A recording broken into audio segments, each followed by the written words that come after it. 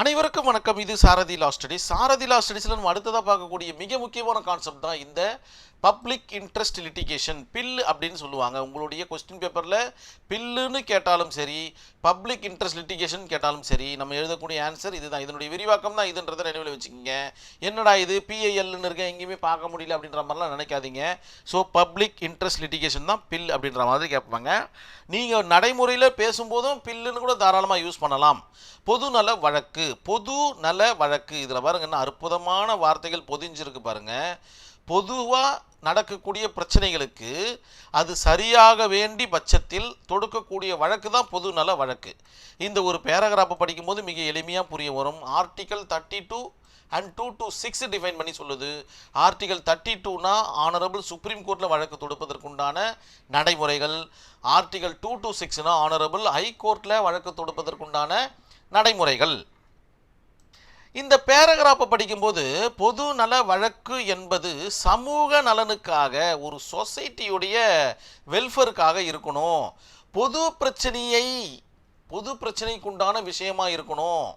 ஒரு குளம் பார்த்திங்கன்னா தூர்வாரணும், அந்த குளம் பார்த்திங்கன்னா மாசடைஞ்சிச்சு. ஸோ இந்த மாதிரி பொதுவான ஒரு பிரச்சனையை மையப்படுத்தி தான் இந்த ஒரு கேஸை ஃபைல் பண்ண முடியும் அப்படின்ற மாதிரி சொல்கிறாங்க.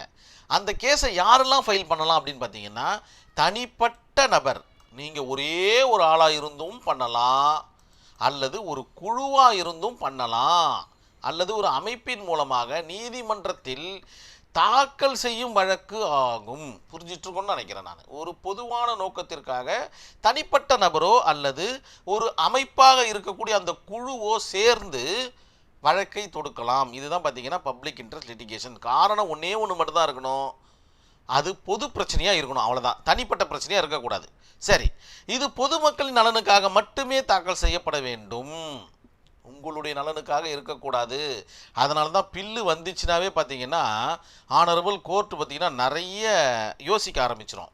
இது இவர்களுக்காக போடப்பட்ட வழக்கா அல்லது பொதுமக்களுக்காக போடப்பட்ட வழக்கா? ஏன்னா நம்மளுடைய ஃபீல்டில் பார்த்தீங்கன்னா அட்வர்டைஸ்மெண்ட்டுக்கு வேலை கிடையாது. வழக்கறிஞர் ஃபீல்டில் அட்வர்டைஸ்மெண்ட்டு தடை செய்யப்பட்டுள்ளது. எப்படின்னு பார்த்தீங்கன்னா, நான் இந்த வழக்கை வெற்றிகரமாக முடித்து இயலாதவர்களுக்கு வெற்றி கண்டு அவர்களுக்கு தீர்வை கண்டு கொண்டேன் அப்படின்னு பெரிய பேனரை போட்டுலாம் நம்மளால் பப்ளிஷ் பண்ண முடியாது. அதனால் இந்த ஒரு வே ஆஃப் மீடியத்தை யூஸ் பண்ணிக்கிறாங்க. பில் அப்படின்ற கான்செப்டை யூஸ் பண்ணி அவங்க ஃபேமஸ் ஆகுறாங்க அப்படின்ற மாதிரியான ஒரு கருத்து பார்த்திங்கன்னா கோர்ட்டில் நிலவிட்டுருக்கு. அதனால் மிக தெளிவாக ஸ்டடி பண்ணிட்டு தான் இந்த வழக்கை நம்பர் ஆக்குவாங்கன்றதை நம்ம நினைவில் வச்சுக்கணும்.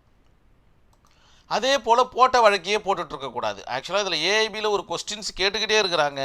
பொதுநல வழக்கு போடப்படுவதன் நோக்கம் என்ன அப்படின்னு கேட்டாங்கன்னா, அதில் 4 ஆப்ஷனில் ஒரு ஆப்ஷன் இதுவாக இருக்குது. என்னென்னா, அந்த அட்வொகேட்டு ஃபேமஸ் ஆகிறதுக்காக போடுறாரு அப்படின்ற மாதிரியான ஒரு வாசகம் இருக்குது. ஸோ அதுதான் ஆன்சரமாகவும் வச்சுட்டுருக்காங்க.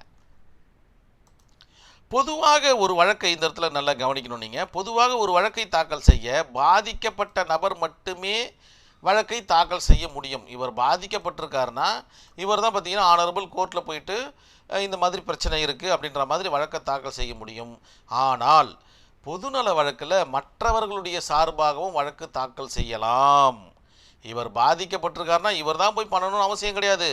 சம்பந்தமே இல்லாத ஏதோ ஒரு ஊரில் இருக்கிற நபரும் தாராளமாக பண்ணலாம் அப்படின்ற மாதிரி சொல்கிறாங்க. ஆனால் அது பொது பிரச்சனையாக இருக்கணுன்றதை மட்டும்தான் நம்ம நினைவில் வச்சுக்கணும். தாக்கல் செய்ய முடியும். இது நீதித்துறையின் மாறுபட்ட கோணமாகும். இது ஒரு டிஃப்ரெண்ட் ஆங்கிளில் பார்க்கறது தான் இந்த பில்லுடைய கான்செப்ட். பில்லை பற்றி நிறைய பேசிக்கிட்டே இருக்கலாம். உங்களுடைய புத்தகத்தை மட்டும் லைட்டாக ரீட் பண்ணுங்கள். பில்லு எந்தெந்த மாதிரியான ஒரு டாபிக்ஸ்லாம் வரும் அப்படின்னு பார்த்தீங்கன்னா, என்விரான்மெண்டல் கான்செப்டில் எல்லாத்துக்கும் நீங்கள் பில்லை யூஸ் பண்ணிக்கலாம். சுற்றுச்சூழல் பாதிப்பு, சுற்றுச்சூழல் பாதிப்பில் நீர், காற்று, நிலம், இந்த மாதிரி எந்த வகையான பிரச்சனையாக இருந்தாலும் நீங்கள் பில்லை யூஸ் பண்ணிக்கலாம். சைல்டு லேபரை எங்கன்னா நீங்கள் பார்க்குறீங்க அப்படின்னா உடனே நீங்கள் பில்லை போட்டிங்கன்னா உடனே வழக்கு நம்பர் ஆகும். ஏன்னா இதெல்லாம் மிக முக்கியமான பிரச்சனைகள் இதெல்லாம். ஓகேங்களா? ஏற்கனவே போட்ட வழக்கு அந்த கதெல்லாம் வேண்டாம். நீங்கள் தாராளமாக பில்லை போடுங்க. அவர்களை கூப்பிட்டு உடனடியாக விடுவித்து அவர்களுக்கு உண்டான அந்த குழந்தைங்களுக்கு உண்டான தீர்வழி, அவங்களுக்கு எந்த ஸ்கூலில் சேர்க்கணும் பக்கத்தில் இருக்கிறதுல சேர்த்து அழகாக அவங்கள படிக்க வச்சுருவாங்க. உமன் ஹராஸ்மெண்ட், பெண்களை பார்த்திங்கன்னா தவறுதலாக சித்தரித்தல், இந்த மாதிரியான பிரச்சனைகளுக்கு அவர்கள் தான் வழக்கு தொடுக்கணும்னு அவசியம் கிடையாது. யார் வேணாலும் வழக்கு தொடுக்கலாம். வயலேஷன் ஆஃப் லாவை பார்த்திங்கன்னா மதிக்கவே மாட்டேங்கிறாங்க. ஒரு அரசாங்க இடத்துல போனீங்கன்னா சரியான மதிப்பு கொடுக்க மாட்டேன்றாங்க, அவர்களுடைய வேலையை சரியாக செய்ய முடியுன்றாங்க, அந்த சட்டத்திட்டங்களை அவங்க மதிக்கிறதே கிடையாது. அப்படின்னும் போது கண்டிப்பாக நீங்கள் அவர்கள் மேலே பில்லை நீங்கள் போடலாம். பாண்டட் லேபர், கொத்தடிமைகளாக இருக்கக்கூடிய அந்த ஒரு கான்செப்ட்டு எப்படி சைல்டு லேபர் எப்படியோ அதே மாதிரி தான் இவர்களும் பார்த்திங்கன்னா குழுவாக வேலை செய்வாங்க, அவங்க குடும்பத்தோடு வேலை செய்வாங்க. ஆனால் கொத்தடிமைகளாக இருப்பாங்க, இவங்களால் வெளில போக முடியாது, எதுவுமே பண்ண முடியாது, ஆனால் ஒரே இடத்துல இருந்து வேலை செய்வாங்க. அந்த மாதிரியான ஆட்களை நீங்கள் விடுவிக்கணும்னு ஆசைப்பட்டீங்கன்னா கண்டிப்பாக பில்லை யூஸ் பண்ணிக்கலாம். ப்ரீச் ஆஃப் பப்ளிக் டியூட்டியை வந்து யாரெல்லாம் ப்ரீச் பண்ணுறாங்களோ அதை எதிர்த்து நீங்கள் பில்லை ஃபைல் பண்ணலாம் அப்படின்றது தான் இதனுடைய கான்செப்ட். இந்த மாதிரியான பிரச்சனைகள்லாம் யார் பண்ணுவாங்க அப்படின்னு பார்த்தீங்கன்னா, ஒன்று பொலிட்டிக்கல் பார்ட்டியில் இருக்கிறவங்க பண்ணுவாங்க, அதாவது பொலிட்டிஷியன் பண்ணுவாங்க. யார் வந்து பார்த்திங்கன்னா இருக்கிறாங்களோ அவங்க அரசாங்கத்துக்கு எதிராக சரியான வேலையை செய்யாமல் இருப்பாங்க, அவர்களுடைய டியூட்டியை செய்யாமல் இருப்பாங்க. இவர்கள் அடுத்தபடியாக மிக அதிகமான ரோல் பண்ணுறது பார்த்திங்கன்னா பொதுத்துறை ஊழியர்கள், அதாவது அரசாங்க ஊழியர்கள்னு சொல்லுவாங்க. அந்த அரசாங்க ஊழியர்கள் தான் பார்த்திங்கன்னா நிறைய பிரச்சனைகளை பண்ணுறதே. ஒரு வேலை செய்ய வேண்டிய நேரத்தில் செய்ய மாட்டாங்க, அதற்குண்டான பிரதிபலனாக பணத்தை எதிர்பார்ப்பாங்க, அவர்களுடைய கடமையை செய்கிறதுக்கே லஞ்சம் கொடுக்க வேண்டியதாக இருக்குது. ஸோ இந்த மாதிரி பல பிரச்சனைகள் இருக்குது. இதனால தான் பார்த்திங்கன்னா நம்மளுடைய நாடு பார்த்திங்கன்னா ரொம்ப மோசமான சூழலை தள்ளப்பட்டிருக்கு. இவர்களுடைய குடும்பம் வளரணுன்றதுக்காக மற்ற குடும்பத்தை அழிச்சிட்டு இவர்கள் வேலை பார்க்குறாங்கன்றது தான் நிதர்சனமான உண்மையும் கூட. ஆனால் நிறைய நல்ல ஒரு ஊழியர்களும் இருக்கிறாங்கன்றதை நம்மளால் மறுக்க முடியல. நிறைய பேர் லஞ்சம் வாங்காமல் வேலை செய்கிறத நம்ம கண்கூடாவே பார்க்குறோம். அது போலீஸ் ஸ்டேஷனாக இருக்கட்டும், இல்லை வருவாய்த்துறையில் இருக்கிறதா இருக்கட்டும், இந்த மாதிரி எத்தனை பேராக இருந்தாலும் சரி நல்ல அதிகாரிகளும் இருக்கிறாங்கன்றதை நான் இந்த இடத்துல பதிய வைக்க விரும்புகிறேன். அவர்களை மட்டும் நான் அதிகாரிகள்னு சொல்கிறேன், மற்றவர்களெல்லாம் நான் ஒரு சாதாரண ஊழியர்களை விட கம்மியாக தான் பேச முடியுது என்னால். ஏன்னா ரொம்ப மன வருத்தப்பட்டு தான் பேசிகிட்டு இருக்கேன் நான். ஒரு சாதாரண ஆதார் கார்டு அப்டேட் பண்ணுற அந்த நபர்கள் அவங்க கான்ட்ராக்ட் பேஸில் தான் ஒர்க் பண்ணிட்டு இருப்பாங்க. ஆனால் அவர்கள் செய்கிற சேட்டை இருக்குது பார்த்தீங்களா, அடேங்கப்பா பயங்கரமான சேட்டைகள் இருக்கும். அவங்க தான் பார்த்திங்கன்னா அந்த ஆதார் கார்டை கண்டுபிடிச்சா மாதிரியும், அவர்கள் தான் அந்த வெப்சைட்டை கண்டுபிடிச்சா மாதிரியும், அப்படியே அந்த மக்களை படுத்துகிற கொடுமை இருக்குது பாருங்கள், எண்ணிலடங்காத கொடுமை. இதெல்லாம் ஒரு சின்ன எக்ஸாம்பிளுக்காக சொல்கிறேன் நான். அவர்களை எதிர்த்தும் பொதுநல வழக்கு போடலான்றது நினைவில் வச்சுக்கிங்க.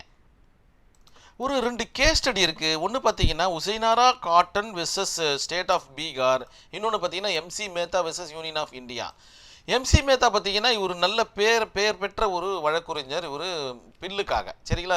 நான் நினைவில் வச்சுக்கிங்க, உங்களுடைய கொஸ்டின் பேப்பரில் ஆன்சர் ஷீட்டில் இருக்கிற மாதிரி பார்த்துக்குங்க. Hussainara Khatoon versus state of Bihar அப்படின்னா என்ன நடக்குது அப்படின்னு பார்த்தீங்கன்னா, பீகார் ஸ்டேட்டில் இருக்கிற சிறைச்சாலைகளில் ஏழை கைதிகள் பார்த்திங்கன்னா, தண்டனை கைதிகள் நிறைய பேர் இருக்காங்க. அவர்களுக்கு உண்டான தீர்வழி இல்லை, அவர்களை யாரும் பெயிலையும் எடுக்க மாட்டேன்றாங்க, வழக்கம் மிக எளிமையாக முடிய மாட்டேங்குது. பெயிலில் எடுத்துகிட்டு நீங்கள் வழக்கை லேட் பண்ணாலும் பிரச்சனை கிடையாது, அவங்க வெளில சுதந்திரமாக திரிஞ்சிட்டு இருக்க போகிறாங்க. ஆனால் அவர்களால் பெயில் எடுக்கிறதுக்கு கூட பைசா இல்லாமல் இருக்கக்கூடிய அந்த ஏழை கைதிகளுக்கு வழக்கை துரிதப்படுத்தி நடத்துங்க, அவர்களை வெளியில் கொண்டு வரதுக்கு பாருங்கள், அவர்களுடைய தண்டனை என்னன்னு அவங்களுக்கு சொல்லுங்கள், அவங்க இஷ்டத்துக்கு உள்ளே இருக்கிறாங்க அப்படின்ற மாதிரியான ஒரு பொதுநல வழக்கு இந்த காட்டன் அப்படின்றவர் போடுறாரு. ஆனரபிள் சுப்ரீம் கோர்ட் இதை ஏற்றுக்கிட்டு மிக விரைவாக அந்த ட்ரையலை நடத்துங்க, யார் யாருக்கு என்னென்ன தண்டனை விவரத்தை சொல்லுங்கள், அது வரைக்கும் அவர்களுக்கு குறைந்த விதமான தண்டனை கொடுங்க சிறைச்சாலையில் அப்படின்ற மாதிரியான ஒரு ஜட்ஜ்மெண்ட்டை கொடுத்துட்றாங்க. M C Mehta versus union of இந்தியாவில் என்ன சொல்கிறாங்க அப்படின்னு பார்த்தீங்கன்னா, கங்கை நீர் மாசுபாடு காரணமாக இவர் என்ன பண்ணுறாருன்னா பொதுநல வழக்கு போடுறாரு. கங்கா ரிவர் பொல்யூஷன் அப்படின்ற மாதிரி நீங்கள் ஹெட்லைனை கொடுத்துக்கோங்க.